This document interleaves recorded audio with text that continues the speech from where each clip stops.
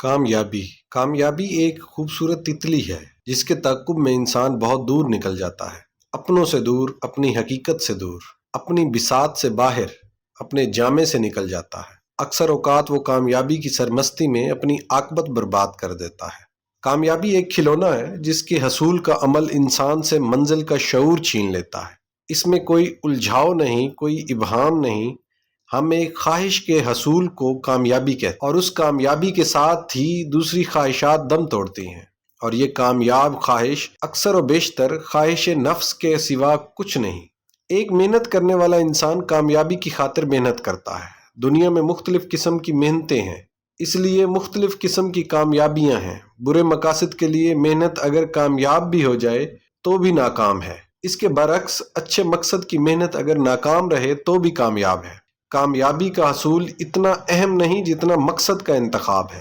چیونٹی صبح سے شام تک محنت کرتی ہے اور اس کی کامیابی یہ ہے کہ خاک راہ سے رزق مل جائے۔ گدھ کی کامیابی یہ ہے کہ اس کی پرواز مردار کا راستہ دکھائے۔ مکڑی جالا بنتی ہے، کتنا خوبصورت، ایک ماہر ریاضی دان اور انجینئر کی طرح۔ اس کا مقصد کامیاب ہو جاتا ہے۔ اس کا مقصد جالا نہیں، مکھی ہے۔ وہ مکھی پکڑنے کے لیے خوبصورت جالا بنتی ہے اور یہ اس کی کامیابی ہے۔ کامیابی کے گلیمر کے پیچھے انسان کی اصل خواہش چھپی ہوتی ہے۔ اس خواہش کا بغور مطالعہ کیا جائے تو کامیابی کا اصل مفہوم سمجھ میں آتا ہے۔ کامیابی کی تعریف کرنا مشکل ہے۔ آج کل کامیابی ایک مقابلہ ہے۔ اپنے ماحول میں اپنے سماجی معیار کے مطابق سبقت لے جانے کو کامیابی کہتے ہیں۔ کامیاب انسان اسے کہتے ہیں جو اپنے گرد و پیش کے انسانوں میں نمایاں ہو، ممتاز ہو، سبقت لے جانے والا معزز کہلاتا ہے۔ کامیابی کا مدعا سبقت لے جانا ہے، شہرت حاصل کرنا ہے۔ اگر سماج کا اپنا کوئی اخلاقی معیار نہ ہو تو کامیابی ایک خطرہ ہے۔ جھوٹوں میں شہرت حاصل کرنا بدنام ہونے کے مترادف ہے۔ اگر ماحول گندا ہو تو کامیابی کی تمنا انسان کے لیے ایک خطرہ ہے۔ کامیابی کا سفر خود غرضی کا سفر ہے، یہ خطرے کا سفر ہے۔ خود غرضی نہ ہو تو انسان کیسے کامیاب ہو؟ دولت جمع کرنے والے کیسے کامیاب ہو سکتے ہیں اگر وہ بے حس نہ ہوں؟ دولت تقسیم کرنے والا کبھی دولت جمع نہیں کرتا۔ کامیاب مہمان کامیاب میزبان نہیں بن سکتا۔ محبت کامیاب ہو تو شادی کامیاب نہیں ہوتی۔ بینک کا کام کرنے والا ٹورسٹ نہیں بن سکتا۔ کامیاب انجینئر، کامیاب ڈاکٹر اور کامیاب وکیل کی زندگیوں میں بڑا فرق ہے۔ ہر کامیاب آدمی دوسرے کو ناکام سمجھتا ہے اور یہی ناکامی کی دلیل ہے۔ دنیا میں موجود آدھا علم صرف نصیحت کا علم ہے، یعنی دوسروں کو ناکامی سے بچانے کا علم، اور علم دینے والا علم کے حوالے سے ہی اپنے آپ کو کامیاب سمجھتا ہے۔ اس کی بات سننے والے اسے دیکھتے ہیں اور اس پر اتنا ہی تبصرہ کرتے ہیں کہ بیچارے علم والے لوگ ہیں، ان کا سرمایہ الفاظ و معنی کا سرمایہ ہے اور بس۔ کامیاب انسانوں نے ہی دنیا میں جھگڑا فساد قائم کر رکھا ہے۔ ایک انسان کامیاب داستان گو یا افسانہ نگار ہو تو اپنے شہر کو ہر شعبے میں کامیاب سمجھتا ہے۔ وہ فرض کر لیتا ہے کہ اب وہ ڈرامہ، تنقید، معاشیات، سیاسیات، شاعری، الہیات، غرض یہ کہ متفرقات پر قلم اٹھانے کا حق رکھتا ہے۔ وہ جلسوں کی صدارتیں کرتا ہے، جلوسوں کی قیادت کرتا ہے، حکومت کے حق میں یا ان کے خلاف قراردادیں پاس کرتا ہے۔ حالانکہ اس کی کامیابی صرف کہانی یا افسانے کی کامیابی ہے۔ کم و بیش ہر کامیاب انسان اس خوشی میں مبتلا ہو کر اپنی کامیابی کو ہی اپنے لیے وبال جان بنا لیتا ہے۔ یہی وجہ ہے کہ امیر آدمی ادیب بننے کا شوق رکھتا ہے اور بنتا ہے۔ ادیب کو سیاستدان کہلانے کا حق چاہیے کیونکہ وہ شعر کہتا ہے۔ سیاستدان حکومتوں سے ناراض ہی رہتے ہیں جیسے یہ ان کے محبوب ہوں، اور حکومتیں اللہ کا نام لے کر اپنا کام جاری رکھتی ہیں۔ سب کامیاب ہیں اور سب ناکام۔ جب ہم اپنے لیے ایک انداز فکر کا انتخاب کرتے ہیں تو ہمیں دوسرے انداز فکر پر اتھارٹی بننے سے گریز کرنا چاہیے۔ ایک کامیاب گلوکار کے لیے ضروری تو نہیں کہ وہ اپنے انداز سے ملک کا نام روشن کرے اور اپنے انداز سے مذہب پر بحث کرے، اور یہ انداز صرف انداز ہی ہو۔ چونکہ ہماری زندگی شعبوں، پیشوں، دائروں اور زاویوں میں تقسیم ہو چکی ہے، اس لیے کامیابی کا مفہوم اس دور میں اپنے پیشے اور اپنے شعبے میں کامیابی ہے، اور یہ کامیابی اپنے دائرے سے باہر نکل آئے تو ناکامی کے علاوہ کیا ہو سکتی ہے؟ ہماری ملکی سیاست میں اب ہر شعبہ حیات سے قیادت ابھر کر باہر آ رہی ہے۔ اللہ رحم فرمائے، ہمارا ملک قیادت کے بحران میں بھی کثیر القیادت رہے گا۔ قیادتوں کی کثرت قیادت کی عدم موجودگی کی دلیل ہے۔ کامیابی میں بڑے اندیشے ہوتے ہیں، کامیاب مسکراہٹ میں بڑے آنسو پنہاں ہوتے ہیں۔ کامیاب فاتح آخر ایک قاتل ہی ہوتا ہے۔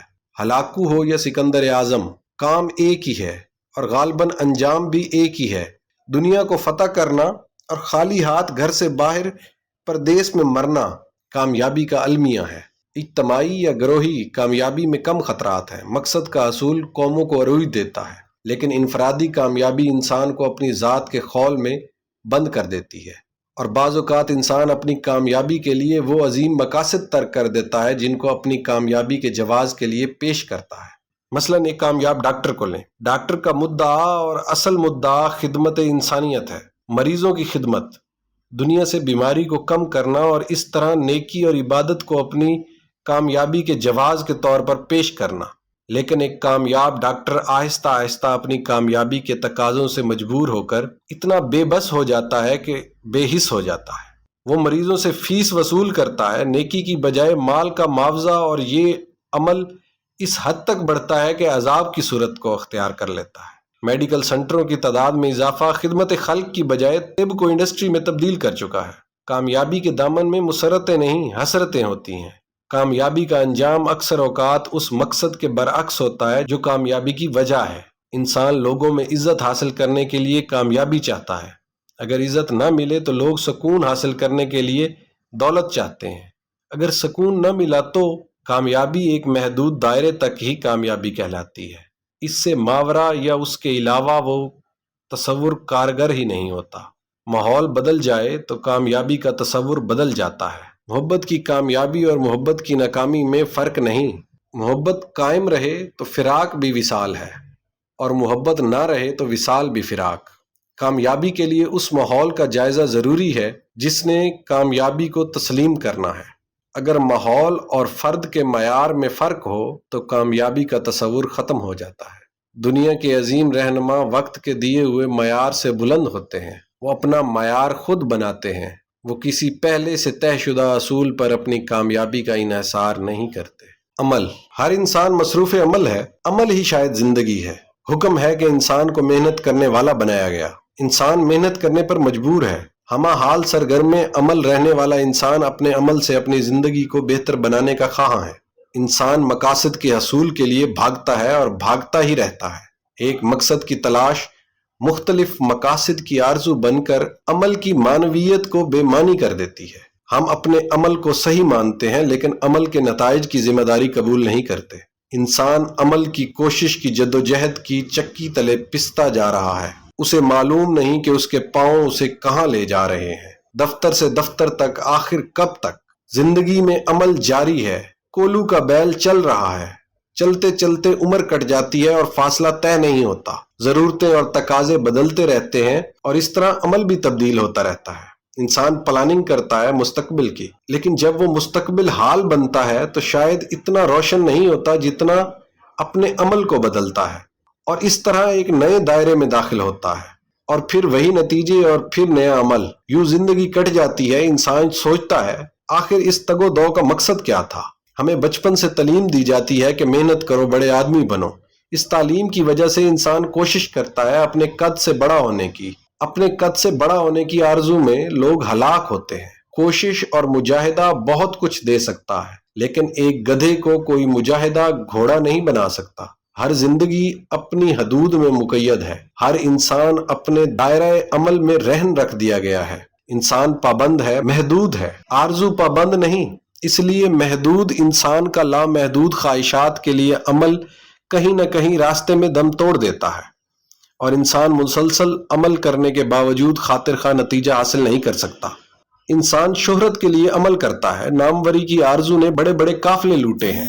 جب ہم تاریخ کا مطالعہ کرتے ہیں تو ہمیں معلوم ہوتا ہے کہ لوگ بڑے نامور تھے، لیکن ہم غور نہیں کرتے کہ ایک نامور کے دور میں اس کے گرد و پیش لاکھوں غیر مشہور انسان بھی اسی قسم کے عمل میں مصروف تھے۔ بابر کی فتح ابراہیم لودھی کی شکست بھی ہے۔ ہم فتوحات کرنے والوں کو یاد رکھتے ہیں، شکست کھانے والوں کو نظر انداز کرتے ہیں۔ ہم نامور لوگوں جیسا عمل کرتے ہیں، لیکن یہ بھول جاتے ہیں کہ یکساں عمل دو انسانوں کے لیے یکساں نتائج نہیں مرتب کرتا۔ پیغمبروں جیسا عمل ہمیں پیغمبر نہیں بنا سکتا۔ میری کربلا، ہماری کربلا امام حسین رضی اللہ تعالیٰ عنہ جیسی کربلا نہیں ہو سکتی۔ میں آج کے دور کا انسان خواہشات نفس اور تقلید کے حصار میں ہوں۔ مجھے میرا عمل وہ نہیں دے سکتا جو ہمارے پیش رووں کو دے گیا۔ میں سقراط جیسا علم رکھنے کا عمل کروں تو بھی سقراط نہیں بن سکتا۔ میرا عمل ان کے عمل کے برابر ہو تو بھی میرا مقام ان کے مقامات سے مختلف رہے گا۔ یہی عمل کی خامی ہے اور یہی عمل کی خوبی بھی۔ غور کرنے والی بات ہے کہ ہم ایک نئے دور میں پیدا ہوئے اور ہمارا عمل تقلید کے علاوہ نہ ہو تو ہم پرانے دور کے نتائج کیسے حاصل کر سکتے ہیں؟ اور پرانے دور کے نتائج کے حصول کی آرزو ہی کوتاہی فکر ہے۔ اگر فکر ہی صحیح نہ ہو تو عمل کیسے صحت مند ہو سکتا ہے؟ جہاں اللہ کریم کا حکم ہے کہ انسان اپنی صحیح سے ہی کچھ حاصل کرتا ہے، وہاں اس کے احکام کے اور رخ بھی ہیں۔ عمل کا جذبہ بھی اسی کی عطا ہے، اور پھر عمل کی راہ میں کتنے حادثات آتے ہیں، کتنے ہی واقعات آتے ہیں۔ ہمارا عمل درست بھی ہو تو ممکن ہے کہ کسی اور کج رو کا عمل ہمارے عمل کے نتیجے کو ختم کر دے۔ ہم تنہا زندگی بسر نہیں کر رہے، ہمارے ساتھ ایک زمانہ چل رہا ہے۔ ہر آدمی عمل کر رہا ہے۔ ہمارے عمل کی راہ میں دوسروں کے اعمال حائل ہوتے ہیں اور پھر نتیجہ وہی رہتا ہے کہ ہم نتیجے سے محروم ہو جاتے ہیں۔ طاقتور بادشاہوں کو معذور عوام ایک جنبش میں اڑا کے رکھ دیتے ہیں۔ آج میرا عمل میرے پیش رووں نے بھی مودود کر رکھا ہے۔ قرآن و حدیث کے مقدس حوالوں تک ہی بات رہتی تو مبارک تھی، لیکن اب بات آگے نکل گئی۔ امام غزالی سے لے کر حالی تک اور فقہا سے لے کر ہمارے اپنے رفقا تک ہر انسان صاحب ارشاد ہے، اور ان کے ارشادات نے ہمارے عمل کی آزادی پر پہرے بٹھائے ہوئے ہیں۔ مجھے میرے عمل نے صرف تقلید سکھائی ہے، میری آزادی صرف میری خاموشی ہے۔ امام غزالی کو غزالی بننے کے لیے کسی اور غزالی کی تقلید ضروری نہ تھی۔ سقراط تھا، ہر چند کے اس سے پہلے اور کوئی اس جیسا نہ تھا۔ تقلید کا عمل بے ثمر رہتا ہے۔ فطرت کو منظور نہیں کہ سب لوگ سقراط ہی بنتے جائیں۔ عمل اور شے ہے اور نصیب چیز دیگر۔ ایک راہ پر چلنے والے، ایک جیسا عمل کرنے والے الگ الگ نصیب لے کر آتے ہیں۔ بے عملی مقصود نہیں، صرف یہ وضاحت مراد ہے کہ اپنی حدود کو پہچانے بغیر عمل میں داخل ہونا ہلاکت کا باعث بھی ہو سکتا ہے۔ انسان ہزار محنت کرے، بغیر وجدان کے شاعر نہیں ہو سکتا، اور جس کو وجدان عطا ہوا ہو وہ محنت کے بغیر بھی شاعر ہے، اور یہ وجدان محبت سے حاصل نہیں ہوتا۔ ہم نے تاریخ میں بادشاہوں کو کرب و اندیشے میں مبتلا دیکھا ہے۔ سکندر اعظم عظیم تھا مگر بے وطن مرکد کا مسافر تھا۔ صاحب منزل بھی عمل کرتا ہے، بھٹکا ہوا راہی بھی محنت کرتا ہے۔ ہمارا عمل گناہ اور ثواب مرتب کرتا ہے۔ ہمارا عمل ہمیں آسانیاں بھی عطا کرتا ہے اور دشواریاں بھی۔ گلاب گلاب ہے، عمل کرے یا نہ کرے، کانٹا کانٹا رہے گا چاہے کتنی ہی محبت کرے۔ عظیم انسان فطرت کا عمل ہے، ان کا اپنا عمل انہیں عظیم نہیں بناتا۔ پیغمبر بننے کا کوئی عمل نہیں، یہ منصب عطا ہے۔ امام عمل سے نہیں نصیب سے ہے۔ ارشاد ربانی ہے، ہم جسے چاہتے ہیں مملکت دیتے ہیں اور جسے چاہتے ہیں موزول و محروم کر دیتے ہیں۔ عمل بہانہ ہے، مقدر اٹل ہے۔ عقل اور نصیب نہ ہو تو عمل جہالت ہے۔ ریت میں ہل چلایا جائے، بیج بویا جائے اور اسے پانی کی بجائے چاہے خون دل ہی کیوں نہ سینچا جائے، وہاں کچھ نہ اگے گا۔ عمل ہے لیکن نتیجہ نہیں ہے۔ عمل سے زندگی میں جنت اور جہنم حاصل ہونے کا دعویٰ ہے، لیکن ہر عمل زندگی حاصل نہیں کرتا۔ ہر صاحب عمل جنت میں نہیں جاتا، ہر گناہ جہنم میں نہیں پہنچاتا۔ اس میں قدرت کا دخل ہے، اس مالک کا دخل ہے جس نے بغیر کسی عمل کے مکھی کو شہد عطا کیا، جس نے سورج کو روشن بنایا، جس نے غریبوں کو شاہ اور شاہوں کو گدا بنایا۔ اس میں عمل شامل نہیں۔ وہی ذروں کو آفتاب بناتا ہے، محنت کو نتیجے عطا کرتا ہے۔ خوبصورت چہرہ بغیر کسی عمل کے حاصل ہوتا ہے، محبت بغیر کسی عمل کے حاصل ہوتی ہے، اور پھر سکون قلب اس کی عطا ہے۔ اس کے حصول کا کوئی عمل نہیں۔ عمل سے غریبی دور نہیں ہوتی۔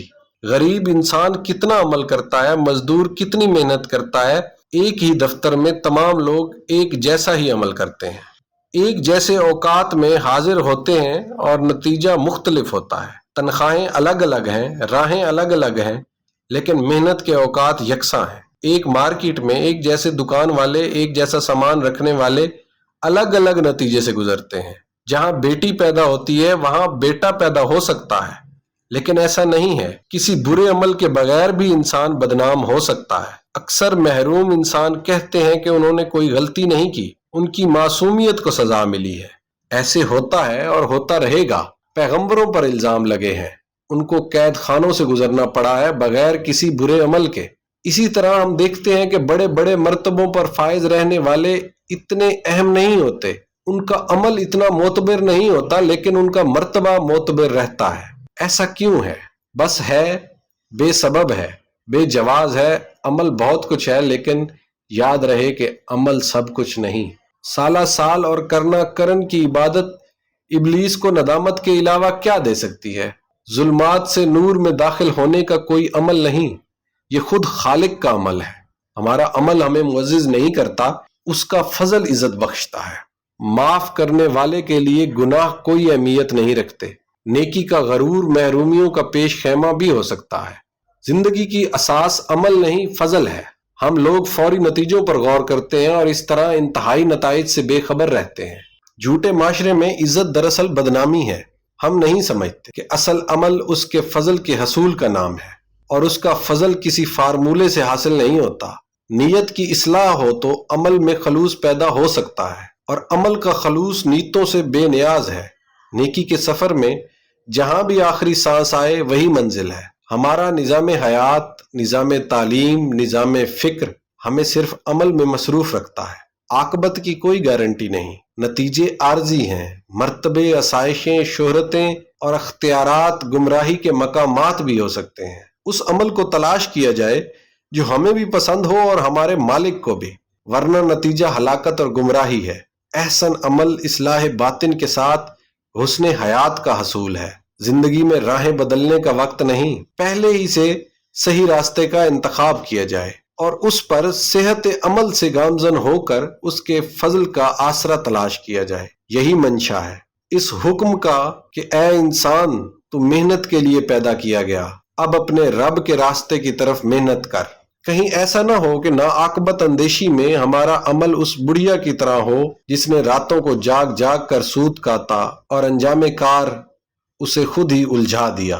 دریا عبور کرنے کے لیے کشتی ضرور سبب ہے، لیکن گرداب سے نکلنے کے لیے دعا کا سفینہ چاہیے۔ ابتلا، وہ وقت قریب آ گیا ہے جب انسان کو اپنے اعمال کے نتیجے سے دوچار ہونا ہے۔ عجب بات ہے کہ ہم زندگی بھر کچھ نہ کچھ کرتے رہتے ہیں، مجبور ہیں، اس لیے ہم مصروف ہیں، اور پھر یہ مصروفیت ایک نتیجہ مرتب کرتی ہے۔ ایک نتیجہ نہیں، دو نتائج، ایک ظاہری نتیجہ اور ایک باطنی نتیجہ یا ما بعد کا نتیجہ۔ کبھی کبھی ایسے ہوتا ہے کہ انسان نتیجہ حاصل کرنے پر گھبرا جاتا ہے کہ اس نے جو چاہا تھا وہ تو نہیں ملا، اس نے جو سوچا تھا نتیجہ اس کے علاوہ ملا۔ اگر نتیجہ سوچ کے مطابق بھی ہو تب بھی اس نتیجے سے ایک نیا عمل پیدا ہوتا ہے، اور یہ عمل انسان کے لیے مشکلات پیدا کرتا ہے، اور جب آرام نصیب ہوتا ہے تو ساتھ ہی بیماری کا حملہ شروع ہو جاتا ہے۔ بیماریاں مختلف اقسام کی ہوتی ہیں۔ بہرحال محنتی آدمی کا آرام میں داخلہ بے آرامی پیدا کرتا ہے۔ مضطرب انسان جب سکون میں آتا ہے تو اسے ایک عجیب قسم کے اضطراب کا سامنا ہوتا ہے۔ انسان زندگی کے سکون کی خاطر شادی کرتا ہے، اور شادی اس کے لیے مسائل پیدا کرتی ہے۔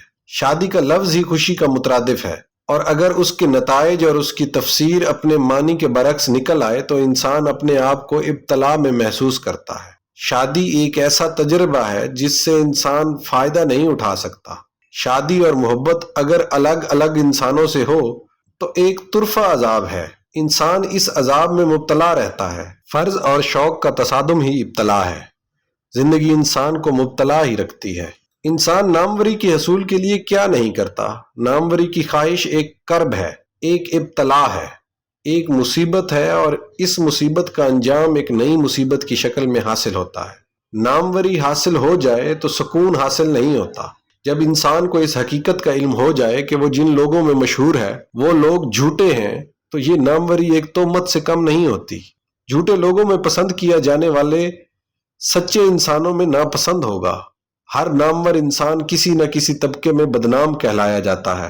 درویش دنیا داروں میں پسندیدہ نہیں ہوتا، اور دنیا دار درویشوں میں ناپسندیدہ رہتا ہے۔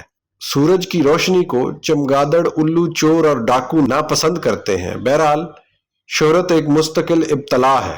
جہاں انسانوں کی خوبیاں مشہور ہوتی ہیں وہاں ان کی خامیاں بھی مشہور ہونے لگ جاتی ہیں۔ ایک معمولی انسان کا گناہ بھی معمولی ہے، لیکن ایک مشہور کا گناہ ایک مشہور گناہ ہوتا ہے۔ ہر انسان اپنے دائرہ کار میں مبتلا ہے، اپنے پیشے کے حصار میں جکڑا ہوا ہے۔ انسان مصروف ہے ایک نامعلوم منزل کی طرف سفر کرنے میں، اور یہ سفر کبھی رکتا نہیں۔ بڑی اذیت کا سامان ہے۔ آدمی کا دل بہت بڑا ہے، اور اس دل پر بڑے مصائب ہیں۔ خوشی حاصل کرنے والا غم بھی سمیٹتا جا رہا ہے۔ حاصل اور محرومی انسان کے لیے ہے، اور انسان ان کے حصول میں مبتلا ہے۔ مرتبہ، مقام اور دولت کی خواہش انسانی زندگی کو گھن کی طرح کھائے جا رہی ہے۔ انسان انسانوں پر حکومت کرنے کی خواہش سے مجبور ہے۔ حکومت کرنے کی خواہش کا غلام بڑے ابتلا میں ہوتا ہے۔ انسان تو خدا کی عزت بھی نہیں کرتے، حاکم کی کیا پرواہ کریں گے۔ حکومت کرنے کی خواہش نے بڑے بڑے لوگوں کو غلامی میں مبتلا کر دیا۔ حکمرانی کی خواہش جنگ کی ہولناکیوں تک پہنچ جاتی ہے، اور پھر جنگ کا نتیجہ یا حکومت یا غلامی۔ علم کا متلاشی ایک نئی ابتلا میں ہے۔ ماضی کے مطالعے سے مستقبل کو روشن کرنا چاہتا ہے۔ شیکسپیئر کی اپنی تعلیم نہیں تھی، اسے فطرت نے علم دیا۔ آج کے اسکالر کی اذیت یہی ہے کہ وہ فطرت سے کٹ کر علم حاصل کرنا چاہتا ہے۔ یہ بڑا مرحلہ ہے، یہ خوفناک اذیت ہے، ابتلا ہے۔ اس ابتلا کے المیے کا جمال یہ ہے کہ ایم اے ادبیات میں ان لوگوں کی کتابوں کو پڑھایا جاتا ہے جو خود تعلیم یافتہ نہ تھے۔ غالب کا شعر سند ہے، لیکن غالب کے پاس سند نہیں ہے۔ وارث شاہ نے پنجابی زبان کا ایم اے نہ کیا، لیکن اس کے بغیر پنجابی کا ایم اے نہ ہوگا۔ انسان کسی غلط فہمی میں مبتلا ہے، وہ کیا پڑھ کے کیا بننا چاہتا ہے۔ ڈاکٹر مریضوں کو موت سے بچاتے بچاتے خود موت کے منہ میں پہنچ جاتے ہیں۔ دل کے امراض کا ماہر دل کے عارضے سے مرتا ہے۔ تعجب ہے، ابتلا ہے۔ دراصل ہر انسان ایک عجیب صورتحال سے دوچار ہے، ایک عجیب بیماری لاحق ہے، ایک مہلک مرض میں انسان مبتلا ہے۔ مہلک مرض وہ ہوتا ہے جس کا انجام موت ہو، اور یہ مرض زندگی کا مرض ہے، اس کا انجام موت ہے۔ موت سے بچنے کی کوشش نے ہی انسان کو ہلاک کر دیا ہے۔ حاصل کی کوشش نے انسان کو محروم کر کے رکھ دیا ہے۔ خوشی کی تلاش غم تک لے جاتی ہے۔ آرام کی تمنا میں انسان بے آرام ہے۔ سکون کی آرزو ہی اضطراب کا باعث ہے۔ انسان کیا کرے؟ ابتلا میں گھرا ہوا بے بس انسان کو اس کی خواہش نے قید کر رکھا ہے۔ نہ وہ خواہش چھوڑتا ہے، نہ قید خانے سے رہائی ہوتی ہے۔ کچھ لوگ گھروں میں قید ہیں اور خوش ہیں کہ ان کے فرائض ادا ہو رہے ہیں۔ کچھ دکانوں میں قید ہیں، سامان فروخت کرنے کی آرزو میں عمر بھی فروخت ہو رہی ہے۔ چھوٹی سی دکان میں بڑی زندگی کٹ جاتی ہے، اور انسان خوش ہے کہ اس نے بہت کمایا۔ کیا کمایا اور کیا لٹایا کسے خبر ہے؟ کچھ لوگ دفتر میں مقید ہیں، وقت پر آنا، وقت پر جانا، اور ہر وقت ایک خاص عمل میں مصروف رہنا ان کی ابتلا ہے۔ افسری کی خواہش ایک مصیبت بن کر رہ گئی ہے۔ افسر شاہی کی ابتلا کے لیے کوئی راہ نجات نہیں۔ اپنے آپ کو بلند سمجھنے کے خیال نے ہی انہیں پست قامتی عطا کی ہے۔ انسان اور انسان کے درمیان جو خلیج حائل ہے، وہی ابتلا ہے۔ ایک مبتلا دوسرے مبتلا کی بات نہیں سمجھ سکتا۔ ہر آدمی اپنا رونا رو رہا ہے، اسی لیے کوئی کسی کا پرسان حال نہیں۔ جو لوگ کمائی کی خاطر وطن چھوڑ گئے وہ الگ رونا رو رہے ہیں، اور جو لوگ وطن میں رہ گئے وہ الگ۔ کس نے کس کے لیے کیا کیا کوئی نہیں جانتا۔ وطن میں رہیں تو پیسہ نہیں ملتا، پیسہ ملے تو وطن نہیں ملتا۔ انسان کے لیے کتنا بڑا المیہ ہے کہ اس کے اپنے ہی اسے بیگانے دیس میں بھیج دیتے ہیں، اور پھر اس کی جدائی میں مبتلا ہو جاتے ہیں۔ یہ ابتلا کا وقت ہے، اور یہی دعا کا وقت ہے۔ آج کی بین الاقوامی زندگی ابتلا ہے۔ ایک نامعلوم خطرے نے سب کو مبتلا کر رکھا ہے۔ ایک جنگ کا خوف جو سب اقوام میں موجود ہے، سب کو کھا رہا ہے۔ زندگی کو آسانی دینے والے ادارے اسے مشکلات میں مبتلا کر رہے ہیں۔ سائنس نے زندگی کو بچایا، اور سائنس ہی اسے تباہ کرنے والی ہے۔ انسان ترقی میں مبتلا ہے، اور یہ ابتدائے تنزل کی ابتدا ہے۔ لالچ نے انسان کو کمزور کر دیا ہے، خود غرضی نے انسان کو تنہائی کی سزا دی ہے۔ مال جمع کرنے میں انسان زندگی خرچ کر دیتا ہے، اور آخر کار وہ دیکھتا ہے کہ اس کا دامن مال سے بھر گیا ہے، لیکن زندگی کی متاع ختم ہو گئی ہے۔ وہ سوچتا ہے کہ سب کچھ کس لیے کیا تھا، یہ ابتلا کیا تھی، اس نے کیا دے کر کیا حاصل کیا۔ زندہ رہنے کے لیے سب کچھ تھا تو زندگی کہاں گئی؟ جب وقت تھا مال نہیں تھا، اب مال ہے تو وقت نہیں ہے۔ وہ حیرت سے دیکھتا ہے اپنے آپ کو، اپنی ناعاقبت اندیشیوں کو، اپنے ماضی کو اور اپنے نامعلوم مستقبل کو۔ رات آئے تو کرنیں یاد آتی ہیں۔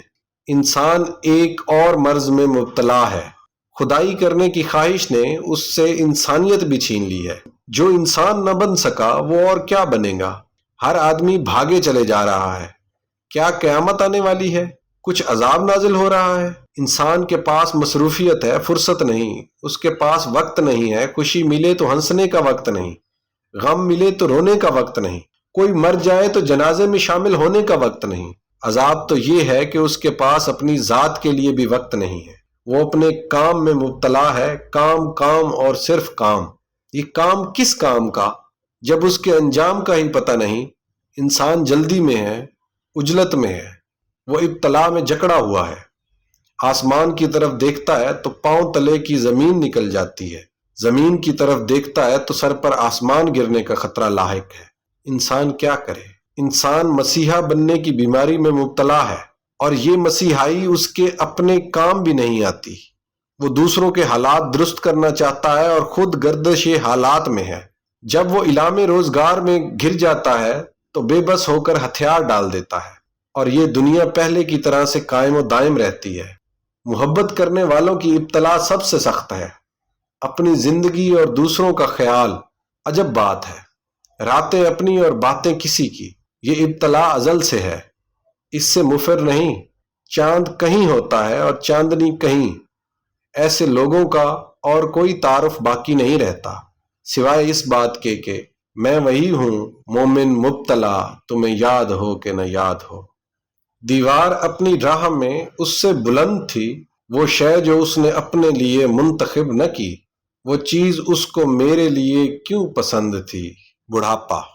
جوانی اور بڑھاپا عمر کے کسی حصے کا نام نہیں، یہ صرف انداز فکر کے نام ہے۔ ایسا ممکن ہے کوئی شخص 30 سال میں بوڑھا ہو جائے، اور یہ بھی ممکن ہے کہ کوئی 60 سال میں بھی جوان ہو۔ جب تک انسان آنے والے زمانوں کے لیے پلاننگ کرتا ہے، جوان رہتا ہے، اور جب جانے والے زمانوں کی یاد شروع ہو جاتی ہے، آغاز پیری ہوتا ہے۔ جب زندگی کا تمام تر اثاثہ صرف ماضی کی یاد ہو، حسرتوں کا شمار ہو، ندامتوں کی باز گشت ہو، ہاتھ سے نکلے ہوئے مواقع کا افسوس ہو، غلط فیصلوں کا احساس ہو، تو سمجھ لیجئے جوانی ختم ہو گئی اور بڑھاپا شروع ہو گیا۔ بوڑھے آدمی کا کوئی مستقبل نہیں، اس کی زندگی میں کسی نئے یا خوشگوار واقعے کا انتظار ختم ہو چکا ہوتا ہے۔ وہ دیکھتا ہے اس کے ساتھی ایک ایک کر کے رخصت ہو رہے ہیں، وہ دیکھتا ہے اور سوچتا ہے کہ اس کا وقت بھی کسی وقت آ سکتا ہے۔ بوڑھا آدمی جانتا ہے کہ ہر نیا غم ہر پرانے غم کی طرح رخصت ہو جائے گا۔ بوڑھے انسان کا تجربہ یہ کہتا ہے کہ نہ کوئی خوشی مستقل ہے اور نہ غم، زندگی خود مستقل نہیں۔ بوڑھے آدمی کا مزاج، اس کا کیا مزاج؟ غیر یقینی اور غیر مستحکم۔ وہ خود نہیں سمجھ پاتا کہ اس کو کیا ہو گیا ہے۔ بوڑھا انسان محفلوں میں خود کو تنہا محسوس کرتا ہے، اور تنہائیوں میں اس کی محفلیں ہوتی ہیں، یادوں کی محفلیں۔ عہد رفتہ کے مناظر اس کی زندگی کا سرمایہ ہیں۔ گم شدہ چہرے اس کی آنکھوں میں تیرتے ہیں، وہ دیکھتا ہے ان کو جن کو وہ نہیں دیکھ سکتا، وہ سنتا ہے ان کی آوازوں کو جو سنائی نہیں دیتی، وہ گفتگو کرتا ہے ان سے جو سن نہیں سکتے۔ بوڑھے آدمی کا پسندیدہ مشغلہ پرانی تصویریں، پرانے البم، پرانے خطوط، پرانے کاغذ دیکھنا۔ وہ پرانی تصویروں میں کھو جاتا ہے، وہ یاد کرتا ہے اس زمانے کو جب وہ جوان تھا۔ اس کی جوانی بھی کیا جوانی تھی، اس کا زمانہ بھی کیا زمانہ تھا، اس کے احباب بھی کیا احباب تھے، اس کے خواب بھی کیا خواب تھے۔ اس نے کیا کیا سوچا تھا، کیا کیا چاہا تھا، لیکن اسے کیا حاصل ہوا؟ پھولوں کی آرزو اس کے دامن میں کانٹے بھر گئی، جینے کی تمنا اس کو کہاں سے کہاں لے گئی۔ خلوص و مہر و وفا کے قصے اب سب سراب بن گئے، سب چراغ بجھ گئے، سب خواب بکھر گئے، سب منصوبے دھرے کے دھرے رہ گئے۔ یہ کیا ہو گیا؟ بوڑھا انسان اپنے آپ کو مظلوم سمجھتا ہے، زندگی کا مظلوم۔ وہ سوچتا ہے اور اس کی سوچ بے سمت ہوتی ہے، وہ غور کرتا ہے تو غور کرتا ہی چلا جاتا ہے، بے مقصد و بے جہت۔ بوڑھے آدمی کا عمل اب اس کی فکر ہے، اس کے پاس اور کوئی عمل نہیں۔ وہ فکر سے نجات پانا چاہتا ہے، وہ غور کرنے سے بچنا چاہتا ہے، وہ جانتا ہے کہ اس کا فکر اس کو کھا جائے گا گھن کی طرح، وہ اندر سے کھوکھلا ہو جائے گا، اس کے لیے کوئی راستہ ہی نہیں۔ اس کا عمل اب صرف یہی ہے کہ وہ غور کرتا جائے، دیکھتا جائے اور سوچتا جائے کہ کیا سے کیا ہو گیا، کیوں ہو گیا۔ بس بے سبب ہی بڑھاپا آ گیا۔ بوڑھا انسان آئینوں سے ڈرتا ہے، وہ نہ جانے کیوں آئینے کو منہ نہیں دکھا سکتا۔ آخر کس منہ سے؟ آئینہ بوڑھے انسان کا بہت اداس تجربہ ہے۔ وہ آئینے کے سامنے آنے سے خوف زدہ ہو جاتا ہے۔ آئینہ اسے حال دکھاتا ہے اور حال اسے ماضی یاد دلاتا ہے۔ وہ خود کو دیکھ کر چپ کر جاتا ہے، سہم جاتا ہے، اپنی نگاہ میں خود اجنبی نظر آتا ہے۔ وہ کتنا بدل گیا ہے کہ وہ خود کو بھی نہیں پہچان سکتا۔ وہ آئینہ دیکھتا ہے اور پھر پرانی تصویریں دیکھتا ہے اور سوچتا ہے کہ یہ کیا ہو گیا۔ وہ اپنے مختلف روپ دیکھتا ہے، تصویریں دیکھتا ہے اور آئینے کا عکس دیکھتا ہے اور سوچتا ہے کہ انسان کون ہے جو بدل گیا اور کون ہے جو کہہ رہا ہے وہ بدل گیا۔ بوڑھا آدمی سوچتا ہے کہ ایک انسان میں کتنے انسان ہیں، ایک چہرے میں کتنے چہرے ہیں، اور ایک آنکھ میں کتنے منظر ہیں، اور ایک زندگی میں کتنی اموات ہیں۔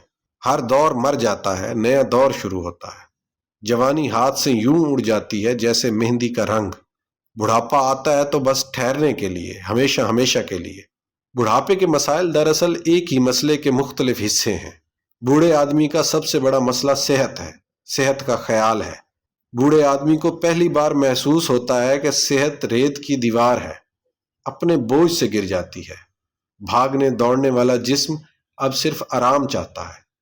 اسے محسوس ہوتا ہے کہ یہ جسم اس کا اپنا جسم نہیں ہے، یہ شکل اس کی اپنی شکل نہیں ہے، یہ آئینے اس کے اپنے آئینے نہیں ہیں۔ بوڑھا آدمی ان چہروں سے گریزاں کرتا ہے جن کو کبھی اس نے پسند کیا تھا۔ وہ اپنی موجودہ صورت کے ساتھ کسی مقام اور محفل میں جانا پسند نہیں کرتا۔ وہ سوچتا ہے کہ آخر ضرورت ہی کیا ہے کہ انسان دوسروں سے میل ملاپ کرے۔ جوانی عشرت کدے تلاش کرتی ہے، پیرانہ سالی صرف گوشہ عافیت ڈھونڈتی ہے۔ جوانی حرکت کا زمانہ ہے، بڑھاپا جمود کا دور ہے۔ جوانی گرمی رفتار ہے، گرمی افکار ہے، گرمی رخسار کا زمانہ ہے۔ دلچسپیوں کے ایام ہیں، اپنے آپ میں دلچسپی، دوسروں میں دلچسپی، ہر شے میں دلچسپی۔ جوانی وابستگی کا دور ہے، ورفتگی کا زمانہ ہے۔ جوانی دریا کی موجوں کی طرح تند ہے، لیکن بڑھاپا سکوت اور سکون کا زمانہ ہے، سکوت ساحل کی طرح۔ جوان انسان کچھ نہ کچھ کرنے کا متمنی ہوتا ہے، وہ ضرور کچھ کرنا چاہتا ہے، خواہ وہ غلطی ہی کیوں نہ ہو۔ لیکن بوڑھا آدمی اب کسی اور عمل کی خواہش نہیں رکھتا، وہ اپنے پرانے اعمال کے نتیجے کی وصولی میں مصروف ہوتا ہے۔ یہ نتیجہ کچھ لوگوں میں اضطراب پیدا کرتا ہے اور کچھ لوگوں میں سکون۔ جس بڑھاپے کو اپنے ماضی پر ندامت ہو، وہ اپنے گزشتہ پر شرمسار ہو، اس کا عمل استغفار ہے، اس کی آنکھ اشکبار رہتی ہے۔ جس کو اپنے ماضی پر شکایت نہ ہو، وہ جانتا ہے کہ اس نے وہی کیا تھا جو اسے کرنا چاہیے تھا۔ وہ بوڑھا پرسکون ہوتا ہے، وہ ہر بات پر شکر ادا کرتا ہے، وہ دوسروں کو بھی ایسے اعمال کی دعوت دیتا ہے جو آئندہ شرمساری سے بچائیں۔ دراصل زندگی اپنے اندر ہی اپنے اعمال کا محاسبہ کرتی رہتی ہے۔ انسان کتنا ہی مصروف کیوں نہ ہو، زندگی اس کی اپنی زندگی، اس کا اپنا ضمیر، اس کا اپنا باطن، اس کا اپنا آپ اندر ہی اندر مصروف رہتے ہیں۔ اس کے اعمال خاص ظاہری نتیجہ دیں یا نہ دیں، اس کے باطن میں نتیجہ ضرور برآمد ہوتا ہے۔ یہ نتیجہ سکون یا اضطراب کی شکل میں ظاہر ہوتا ہے۔ غلط عمل ایک بچھو کی طرح انسان کے باطن میں موجود رہتا ہے، اس کے بڑھاپے میں اسے اندر سے ڈستا ہے۔ انسان بھاگتا ہے، فرار چاہتا ہے، قرار چاہتا ہے، لیکن اس کے لیے نہ قرار ہوتا ہے نہ فرار۔ انسان اپنے آپ سے بھاگ نہیں سکتا، وہ خود ہی ظالم ہے، خود ہی مظلوم۔ وہ اپنا قاتل بھی خود ہے اور اپنا نوحہ گر بھی آپ ہی ہے۔ انسان اپنی پسند کے نام پر ایک ناپسند حاصل تک پہنچتا ہے۔ ضرورت کے نام پر غیر ضروری اشیاء کا حصول اسے بعد میں پریشان کرتا ہے۔ انسان کی جوانی ہی بد اعتدالیوں کی وجہ سے بڑھاپے میں تبدیل ہو جاتی ہے۔ اگر جوانی حدود اور حفاظت میں رہے تو بڑھاپا فاصلے پر ہی رہتا ہے۔ جب جوانی اپنے آپ سے باہر ہوتی ہے تو بڑھاپا اندر داخل ہو جاتا ہے۔ انسان کی سمجھ میں نہیں آتا کہ یہ کیوں ہو گیا، یہ کیسے ہو گیا۔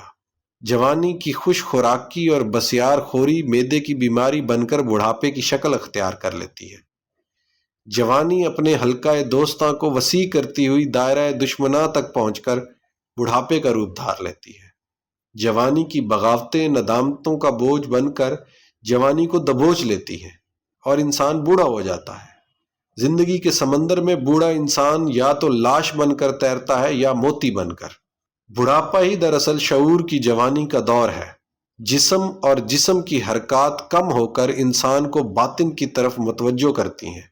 انسان جانتا ہے کہ اب اسے کسی شے اور کسی انسان کا انتظار نہیں۔ وہ خاموشی سے اپنے باطن کی طرف رجوع کرتا ہے، اس کے تجربات، اس کے مشاہدات، اس کے علم میں اضافہ کر کے اسے نئی جہت دریافت کرنے کا موقع اور دعوت دیتے ہیں۔ بڑھاپا اندرون بینی کی طرف مائل ہوتا ہے، وہ اپنے آپ کو دریافت کرنا چاہتا ہے، وہ خود ہی روبرو ہے، خود ہی نظر ہے، خود ہی اپنا نظارہ۔ بوڑھا انسان خود ہی آواز ہے، خود ہی گوش بر آواز۔ بوڑھا آدمی جوانوں کے لیے دعا گو ہوتا ہے، ایسی دعائیں جو اس کو اس کی جوانی میں کسی نے نہیں دی۔ وہ جوانوں کو بلند منزلوں کی طرف دیکھنا چاہتا ہے، ایسی بلندی جو اس کو اپنی جوانی میں نہ ملی۔ وہ جوانوں کو اپنے بڑھاپے کے پلیٹ فارم سے دعوت اخلاق دیتا ہے۔ عجب بات ہے، بوڑھا جوانوں کو بہت کچھ سنانا چاہتا ہے، وہ سنتے نہیں۔ جوان بوڑھوں کو بہت کچھ سنانا چاہتے ہیں، وہ سنتے نہیں۔ کوئی کسی کی نہیں سنتا۔ اپنی جوانی کو اپنے بڑھاپے کی نگاہ سے کوئی نہیں دیکھتا، اپنے بڑھاپے کو اپنی جوانی کی نگاہ سے کوئی نہیں دیکھتا۔ اگر جوانی میں انسان اپنے مستقبل کا خیال رکھے تو بڑھاپے میں حسرتوں کا شمار بہت کم ہوتا ہے۔ جوانی مسافرت کی قائل ہے، بڑھاپا قیام کا خوگر ہے۔ بوڑھا آدمی گھر میں ہی رہنا پسند کرتا ہے، اور آدمی میں باقی افراد شاید اس کا یہ عمل پسند نہ کرتے ہوں۔ بوڑھے آدمی کو اگر کوئی چہرہ ایسا نظر آ جائے جو اسے جوانی میں پسند تھا، منظور نظر تھا، تو اس کے بڑھاپے کی راکھ میں چنگاریاں پھوٹتی ہیں۔ وہ سوچتا ہے کہ یہ سب کیا ہے؟ کیا بڑھاپا غیر وابستہ زندگی کا نام ہے؟ کیا بڑھاپا تنہا رہنے کی آرزو ہے؟ کیا بڑھاپا زندگی سے بیزاری یا اس سے فرار کا نام ہے؟ کیا بڑھاپا وجود اور قوا کے مزمحل ہونے کا نام ہے؟ کیا بڑھاپا بائی پاس کے واقعات کی داستان ہے؟ بڑھاپا دراصل جوانی اور جواں فکری سے علیحدگی کا نام ہے۔ ہم نے پہلے کہا کہ بڑھاپا عمر کے کسی حصے کا نام نہیں بلکہ انداز فکر کا نام ہے۔ ایسے بوڑھے دیکھنے میں آتے ہیں جو جوان محفلوں میں رہنا پسند کرتے ہیں، اور جوان محفلیں ان کی موجودگی کو پسند نہیں کرتے۔ عجب بات ہے، انسان کب پیری میں داخل ہوتا ہے، کب جوانی کو الوداع کہتا ہے؟ جب اس کو بیٹا کہنے والا کوئی نہ ہو، جب اس کو پیار سے پکارنے والا کوئی نہ ہو، جب اس کو اس کے فرائض یاد دلانے والا کوئی نہ ہو۔ دراصل بڑھاپا ہی حاصل ہستی ہے۔ زندگی کے اولین زمانے دوڑ دھوپ کے زمانے ہیں، غفلت اور عجلت کے ایام ہیں۔ جوانی ابتدائے عمل ہے اور بڑھاپا نتیجہ۔ بوڑھا انسان ایک جزیرہ ہے، تنہا سہما ہوا۔ اس کا انتظار کسی بڑی خبر کا انتظار ہے، اور یہ بڑی خبر بری خبر بھی ہو سکتی ہے۔ سب سے خوش قسمت بوڑھا وہ ہے جس کو ماں باپ کی دعائیں ملی ہوں اور اسے بیوی بچوں کا تعاون حاصل ہو۔ اولاد کا مؤدب ہونا ایک نعمت ہے۔ مؤدب اولاد اپنی پیری میں اپنی اولاد کو مؤدب پائے گی۔ سب سے زیادہ بدقسمت وہ بوڑھا ہے جس کو بڑھاپے میں گناہوں کی تمنا ہو۔ در جوانی توبہ کردن شیوہ پیغمبری، وقت پیری گر گزال می شود پرہیزگار۔ جوانی میں توبہ شیوہ پیغمبری ہے، اور بڑھاپے میں تو بھیڑیا بھی پرہیزگار بن جاتا ہے۔ بڑھاپے میں گناہ عذاب کے علاوہ کیا ہے؟ قابل قدر ہے وہ بڑھاپا جو دوسروں کے لیے نافع ہو، جو آگاہ راز ہو اور دوسروں کو آگاہ کرنے کی کوشش کرے۔ جوانی میں اقبال اور تھا اور بڑھاپے میں اقبال اور۔ آج جو اقبال ہماری فکر میں بہار لاتا ہے، ہمارے جذبات میں گرمی پیدا کرتا ہے، ہمارے باطن میں چراغاں کرتا ہے، ہماری خودی کی دھار کو تلوار کرتا ہے، ہمیں ہماری منزلوں کی خبر دیتا ہے، وہ بڑھاپے کا اقبال ہے۔ جوان اقبال نہ خوش و بیزار ہے، وہ خوشہ گندم کو جلانے کا حکم دیتا ہے، سلطانی جمہور کا قائل ہے، اور بوڑھا اقبال دہر میں اس میں محمد سے اجالا چاہتا ہے۔ محمد صلی اللہ علیہ وآلہ وسلم سے وفا کا قائل ہے۔ مقصد یہ کہ زندگی ہر دور سے گزرتی ہوئی بڑھاپے تک آتی ہے اور یہی اس کا حاصل ہے۔ جوانی کی آنچ مدھم ہو جائے تو کیمیائے پیری یا پیرانہ سالی حاصل ہوتی ہے۔ یہی زندگی ہے، یہی آگہی کے ایام ہیں، خود شناسی کے دن، خدا شناسی کے زمانے، زندگی کی معرفت کا دور، موت کے تیقن کا دور، ماں بعد کی حقیقت کی جلوہ گری کا وقت، تقرب الہی کی گھڑی۔ خوش نصیب ہے وہ بوڑھا جو حسرت و ندامت سے آزاد ہے، جو مطمئن ہے، پرسکون ہے، آشنائے راز ہے، آگاہ حقیقت ہے، محرم ہستی ہے، مکان و لا مکان کے فرق کو جانتا ہے، جو قطرے اور کلزم کی وحدت سے آشنا ہے، جو لذت وجود سے آزاد ہے اور ہوس زر سے بے نیاز ہے، جس کا حاصل کبھی لا حاصل نہیں ہو سکتا کیونکہ اس کا حاصل اس کی خود شناسی ہے، اور جس نے اپنے آپ کو دریافت کر لیا اس نے سب کچھ ہی پا لیا، ہمیشہ ہمیشہ کے لیے۔ ہمہ حال صاحب حال ہو گیا، وہ جو کردار کا مثالی ہے، اس نے صورت میری چرا لی ہے۔ تو نے ہر ایک دل کیا زخمی، میں نے ہر ایک سے دعا لی ہے۔ کون مالک ہے اس امانت کا، تو نے سینے سے جو لگا لی ہے۔ گمنام ادیبوں کے نام۔ علم و حکمت کسی کی میراث نہیں، دانشوروں کے علاوہ بھی دانشور ہیں۔ ایسے لوگ موجود ہیں جو اپنے پاس سچائی اور دانائی رکھتے ہیں، لیکن انہیں دامن شہرت تک رسائی نہ ہو سکی، وہ جن کے افکار کسی اخبار یا رسالے کی زینت نہ بن سکے۔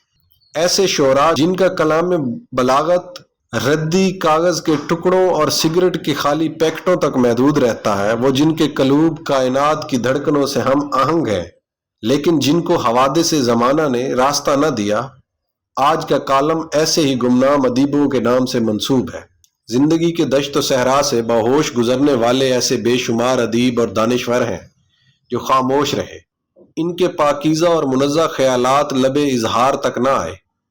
ایسے لوگ کیفیات میں کسی سے کم نہیں، ان کا تخیل، احساس ورفتگی، دیوانگی، جنون، آگہی، عقل، دل اور نگاہ ایک پوری واردات ہے۔ وہ قلم اٹھائیں تو کتابیں لکھتے، لیکن نہ جانے کیوں انہوں نے سکوت کو اظہار پر ترجیح دی۔ انہوں نے اپنے درد کو رسوا نہ کیا، اپنے عشق کو اہل جہاں کے گوش گزار نہ کیا۔ وہ نوک خار پر قطرہ شبنم کی طرح رقص تو کر گئے، لیکن اپنے رقص کو تماشا نہ بننے دیا۔ شاید حیا مانے تھی، یا ان کی زبان اور ان کے قلم پر صبر اور جبر کے کفل تھے۔ وہ اظہار حرف آرزو کرنے کی بجائے بے نیاز آرزو کیوں ہو گئے؟ ان کے نالہائے نیم شب پر، ان کے آنسوؤں پر آسمان رویا، لیکن انہوں نے کسی انسان کو اپنے کرب کا گوار بنانا گوارا نہ کیا۔ کیوں؟ کیا وہ انسانوں سے مایوس ہو چکے تھے؟ کیا ان کو کسی پر اعتماد نہ تھا؟ کیا انہیں کوئی قابل اعتماد غمخوار نہ ملا؟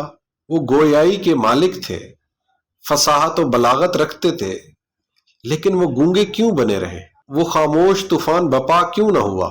وہ علم و آگہی کے چراغ تو تھے، لیکن سہمے سہمے مدھم مدھم۔ وہ مجسم شعر تھے، سراپا غزل تھے، مکمل ادیب تھے، دانشور تھے، لیکن وہ خاموش رہے۔ کیوں؟ آخر کیوں؟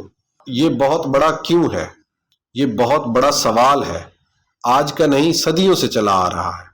اپنے خواب کا منظر۔ اس سوال کا جواب اس لیے نہیں دیا گیا کہ وہ لوگ جن کے پاس جواب تھا وہی تو گمنام ادیبوں کے حقوق اظہار کی راہ میں دیوار تھے۔ وہ دانشور جو اونچی کرسیوں پر برا جمان تھے، وہ کیسے کسی اجنبی کو اپنے دانش کدے میں داخل ہونے دیتے؟ کہتے ہیں کہ کوئی راستہ نہیں روک سکتا، دریا اپنا راستہ خود بنا لیتے ہیں، بجا ہے دریا اپنا راستہ خود ہی بناتے ہیں، لیکن اس کنارے کی طرف جس پر بند نہ باندھا گیا ہو، راستہ لینے کی بات نہیں، راستہ دینے کا ذکر ہے۔ جب سر پر آسمان گر جائے، پاؤں تلے سے زمین نکل جائے تو راستہ لینے کی صلاحیتیں مفقود ہو جاتی ہیں، اور انسان اپنے تمام حقوق کے باوجود گمنام رہنے میں ہی عافیت محسوس کرتا ہے۔ اپنا حق لینے کی استدعا ہر صاحب حق کے پاس نہیں ہوتی۔ مجبور انسان اپنے جائز حقوق سے دستبردار ہونا ہی اپنے حق میں بہتر سمجھتا ہے۔ گمنام ادیبوں اور گمنام شعراء کی کاوشیں کسی نہ کسی نام سے شائع ہوتی رہی ہیں۔ خوش بختی نے بدبختی سے ان کا فن خرید لیا۔ یہ کس کا حق تھا، دینے والے کا یا لینے والے کا؟ اس کا فیصلہ مشکل ہے۔ کہتے ہیں ایک گمنام ادیب کے مرنے سے کئی نامور ادیب مر جاتے ہیں۔ اس سماج میں کتنے ساغر صدیقی لٹتے رہے اور وہ اس لیے خاموش رہے کہ انہیں بولنے سے کچھ حاصل ہوتا دکھائی نہ دیتا تھا۔ صاحب تخلیق کوئی اور ہے، صاحب دیوان کوئی اور۔ گمنام ادیب غریب نہ ہوتا تو گمنام کیوں ہوتا؟ دانشوروں کی عزت و توقیر میں خدا نخواستہ کمی مدعا نہیں، مدعا تو اس کی عافیت ہے جس کے پاس دولت احساس ہے، جوہر تخلیق ہے، لیکن اس کے فن کا سہارا نہیں۔ وہ بکتا ہے اور حرف شکایت زبان پر نہیں لاتا، اسے امید کا کنارہ نظر نہیں آتا، وہ فن سے کنارہ کش ہو جاتا ہے اور گمنامی کے اندھیروں کو اپنا نصیب سمجھ کر چپ ہو جاتا ہے۔ غور سے دیکھا جائے تو ہر انسان گوہر نایاب ہے، ایک در مکنون ہے، ہر آدمی کے پاس شرف ہے، سب کی گٹھڑی میں لال ہے، سب کے آنگن میں چاند اترتا ہے، سب کے سر پہ سایہ افلاک ہے، سب کے پاؤں کے نیچے وہی زمین ہے، سرمایہ خیال ہر ذہن کے لیے ہے، دولت احساس ہر دل کے لیے ہے، ہر زبان گویائی رکھتی ہے، ہر نظر کو نظاروں سے لطف اندوز ہونے کا یکساں حق ہے۔ جو بیان نہیں کرتا وہ بھی صاحب بیان ہے، اور جو دیوان چھپ نہیں سکتا وہ بھی دیوان ہے، مکمل دیوان۔ مرثا و معلّہ، کتنے ہی مصنف اس انتظار میں مر گئے کہ ان کا کلام ان کی زندگی میں چھپ سکے، لیکن کیسے؟ زندگی میں جن ادیبوں کا کوئی پرسان حال نہیں ہوتا، مرنے کے بعد ان کے دن منائے جاتے ہیں، بڑی دھوم دھام سے لنگر تقسیم ہوتے ہیں، مقالے پڑھے جاتے ہیں، ان کی مزار پر چادریں چڑھائی جاتی ہیں۔ گمنامی میں مرنے والے ادیبوں کو مرنے کے بعد دانش کدے کا معزز رکن نامزد کر دیا جاتا ہے۔ یہ ایک ادیب کی عزت افزائی ہے یا توہین؟ سوچنے والی بات یہ ہے کہ جو موتی ابھی سیپ کے باطن میں ہے اور جو ابھی زینت بزم نہیں ہوا، کیا وہ موتی نہیں ہے؟ وہ پھول صحن چمن میں نہ کھل سکا، کیا وہ پھول نہیں ہے؟ کیا صحرا میں کھلنے والا پھول صرف اسی لیے پھول نہیں کہلاتا کہ اسے دیکھا نہیں گیا؟ جنگل میں ناچنے والے مور کو کوا تو نہیں کہا جا سکتا۔ کیا گمنام ادیب ادیب نہیں؟ کیا بے دیوان شاعر شاعر نہیں؟ کیا مشاعروں میں پہلے پڑھنے والے شعراء کے اشعار کمزور ہوتے ہیں؟ ادیب کے وزن سے اس کا ادب تو وزنی نہیں ہو جاتا۔ کیا ادب صرف ٹی ہاؤس میں پیدا ہوتا ہے؟ کیا ادیب صرف رسائل اخبار اور ٹی وی تک ہی ہے؟ کیا شہروں سے باہر ادیب نہیں ہے؟ یقیناً ہے۔ ان لوگوں کے حالات نے ان کے احساسات و خیالات کو منجمد کر دیا۔ گردش زمانہ کی وجہ سے یہ گمنام ادیب سہم سے گئے، ان کے جذبات سسک سسک کر سو گئے، ان کے سر دست شفقت سے محروم رہے، ان کے ماحول نے ان کا ساتھ نہ دیا، ان کے ادب کے چراغ جلنے سے پہلے ہی بجھ گئے۔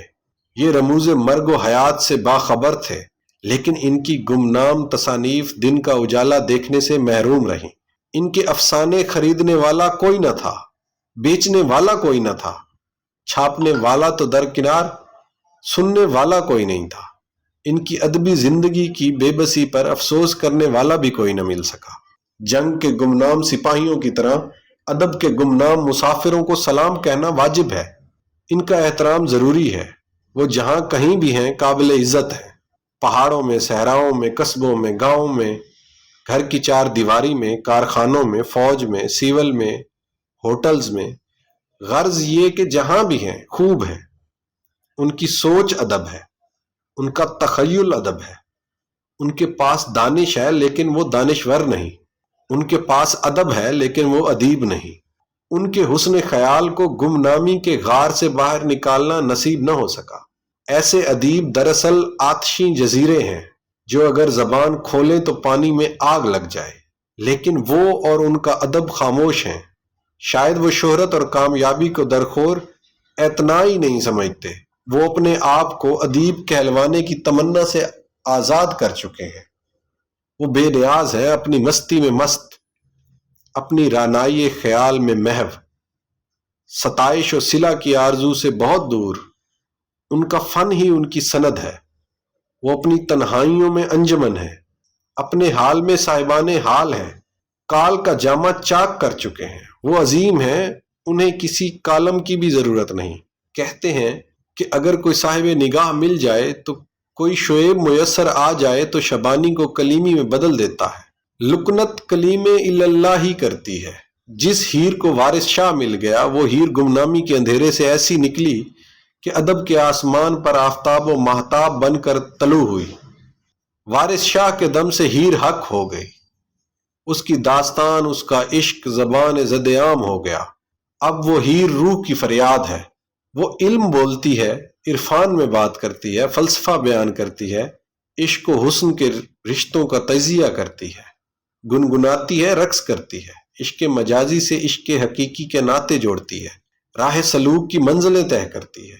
طالبان حق کے لیے ایک استعارہ بنے، لیکن سوچنے والی بات ہے کہ کتنی ہی ہیریں اپنے وارث شاہ کے انتظار میں خاموش بلکہ فراموش ہو گئیں۔ ان کا عشق زندہ رہا لیکن ان کی داستان مر گئی، ان کے رانجھے ان کی خاطر کسی بالنات سے فیضیاب نہ ہو سکے۔ اس طرح وہ شعلہ بجھ گیا، وہ آگ دب گئی، وہ عشق، وہ ادب گمنام رہا۔ انتظار کی صلیب پر لٹکنے والی روح فریاد تو کرتی رہی، لیکن کسی وارث شاہ کے کان تک صدا نہ پہنچی، اور یوں کتنے باغ جہان میں لگ لگ کر سوکھ گئے۔ گمنام ادیبوں کو سرپرست چاہیے، ان کا ہاتھ پکڑا جائے، ان کے پاس تازہ واردات کی تاثیریں ہیں، انہیں پیرائے اظہار درکار ہے۔ آج کے نئے اور گمنام ادیب کو بڑے مسائل سے دوچار ہونا پڑ رہا ہے۔ آج کا سانحہ یہ ہے کہ نئے فکر کے لیے بھی پرانے مفکر ہی دائی ہیں۔ افسوس اس بات کا ہے، بدلتے ہوئے وقت کے ساتھ قدیم ادیب اپنا رنگ بدل لیتے ہیں، اور اس طرح نئے خیالات کا استحصال ہوتا رہتا ہے۔ آج کا المیہ یہ ہے کہ پرانا ادیب نہ بوڑھا ہوتا ہے نہ ریٹائر۔ جب تک بزرگ ادیب بوڑھا نہ ہو، نیا ادیب جوان نہیں ہو سکتا۔ جب تک بزرگ ادیب ریٹائر نہ ہو، نیا ادیب فائز نہیں ہو سکتا۔ اس طرح پرانا خیال جو اپنے زمانے میں نیا تھا، آج کے زمانے میں بھی نیا پن اختیار کرنا چاہتا ہے، اور یوں نامور ادیب صرف گمنام ادیب ہی پیدا کرتے رہیں گے، اور نئے تخلیق کار شہر یار سے دور اپنے فن کی سسکیوں کو ہمیشہ کے لیے نیند سلا دیں گے۔ المیہ یہ ہے کہ شہرت اپنے آپ کو ہر شعبہ میں مشہور دیکھنا چاہتی ہے۔ وہ دانشور جن کی عمر اسلام اور خدا پر بے باک بلکہ گستاخ تنقید میں گزری، آج نعت کی محفلوں میں موجود ہیں۔ مارکس کو پیغمبر جاننے والے آج سیرت النبی کے شارح ہیں۔ کل کے قصیدہ گو آج کے بھی قصیدہ گو ہیں۔ نامور ادیب میں شاید کوئی خامی نہ ہو، لیکن گمنام ادیب میں کم از کم ایک خوبی ضرور ہے، وہ کبھی منافق نہیں ہو سکتا۔ وہ گمنام رہ سکتا ہے لیکن ظاہر و باطن میں فرق برداشت نہیں کر سکتا۔ اس کی گمنامیوں کو سلام۔